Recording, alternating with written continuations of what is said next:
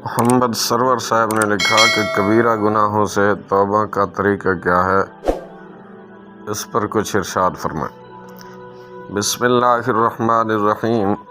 الجواب بعون الملک الوہاب، اللہم ہدایت الحق والصواب۔ گناہ سے توبہ کے لیے ضروری ہے کہ بندہ اپنے گناہ پر شرمندہ ہو اور اس گناہ کو چھوڑ کر آئندہ گناہ نہ کرنے کا پختہ ارادہ بھی ہو۔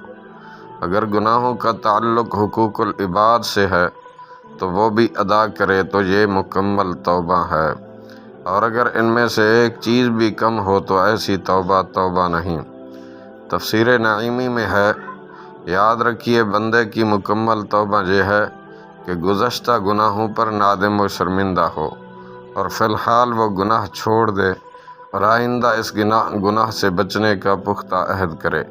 اگر حقوق یعنی حقوق اللہ اور حقوق العباد میں کوتاہی کی تھی اور اس سے توبہ کرتا ہے تو ان کو بھی ادا کرے۔ تفسیر نعیمی جلد اول صفحہ نمبر 266۔ واللہ اعلم عز وجل ورسولہ اعلم، صلی اللہ علیہ وآلہ وسلم۔